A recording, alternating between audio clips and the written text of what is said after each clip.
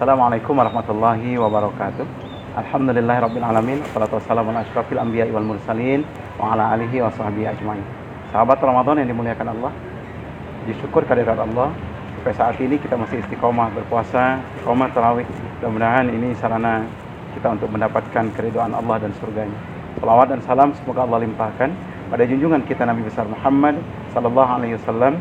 Semoga juga terlimpah pada keluarganya, sahabatnya, dan insyaallah pada kita semua selaku umatnya. Sahabat Ramadan yang dimuliakan Allah, dulu ada seorang abid, ahli ibadah, yang menjaga sholatnya senantiasa berjamaah. Sebelum azan berkumandang, dia sudah datang ke masjid. Satu malam, hujan tidak berhenti dari asar. Hujan terus mengguyur bumi. Walaupun tidak deras, tapi cukup merepotkan. Ketika menjelang azan berkumandang, laki-laki abid ini mulai berkemas-kemas. Dia pakai baju kokonya, dia pakai sarung, dia pakai peci, diambilnya sorbannya, lalu dia berangkat ke masjid. Di perjalanan dia terpeleset, dia terjatuh, sarungnya kotor kena lumpur. Dia pun berdiri, pulang ke rumah, dia mandi, digantinya sarungnya, digantinya baju. Dia kembali berangkat ke masjid. Sayang beribu sayang, di tempat yang sama, laki-laki taat ini kembali terjatuh. Tidak tanggung-tanggung. Kalau tadi cuma terduduk, sekarang benar-benar terjerembab. Bukan saja sarungnya yang kotor, tapi baju koko dan sorbannya ikut kotor. Dia pun kembali berdiri, dia kembali ke rumahnya. Dia kembali membersihkan badannya, mandi. Dia ganti baju dan sarung, kembali berangkat menuju masjid. Di tempat dia terjatuh tadi, ada seorang laki-laki kekar membawa sebuah obor. Dia berkata, "Pak, hati-hati, jangan sampai Bapak jatuh untuk ketiga kali." Dipegangnya tangan laki-laki abid ini, dituntunnya ke masjid dengan hati-hati.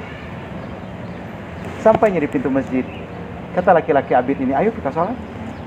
Tapi kata laki-laki kekar itu, "Tidak, Bapak saja yang sholat." "Ayo kita sholat sama." "Tidak, Bapak saja silakan sholat, saya nunggu di luar." Akhirnya laki-laki abid ini sholat. Selesai sholat dia zikir, dia berdoa. Kemudian dia keluar. Ketika dia keluar, dia mendapati laki-laki kekar itu masih di luar. Laki-laki itu kembali menggenggam tangan si abid ini. Di perjalanan mereka bercerita, "Di tempat ini Bapak jatuh 2 kali. Apa yang menyebabkan Bapak terjatuh?" "Ya karena hujan, mungkin tanahnya licin." "Bukan," kata laki kekar itu. "Sebenarnya yang menjatuhkan Bapak tadi saya. 2 kali saya menjatuhkan Bapak di tempat ini. Ketahuilah, saya adalah salah seorang setan yang ditugaskan oleh iblis untuk menghalangi Bapak pergi ke masjid. Semua temanku tidak mampu melakukannya. Hanya aku yang diutus. Ketika hujan dari asar tidak berhenti-berhenti, aku berharap Bapak nggak akan berangkat ke masjid. Tapi dugaanku meleset. Ternyata Bapak dengan penuh semangat tetap berangkat ke masjid. Saking kesalnya, ku jatuhkan Bapak di tempat ini. Kupikir Bapak tidak akan berangkat setelah jatuh pertama kali. Ternyata tidak. Bapak ganti sarung dan berangkat lagi. Aku semakin kesal. Akhirnya Bapak ku jatuhkan sampai benar-benar tertengkurap. Kupikir Bapak tidak akan jadi berangkat ke masjid. Dugaanku meleset. Ternyata Bapak dengan penuh semangat tetap berangkat ke masjid." Laki-laki abid ini heran. "Lalu kenapa engkau membimbingku sampai ke masjid?" "Ketahuilah, ketika Bapak ku jatuhkan pertama kali, Bapak tidak mengeluh.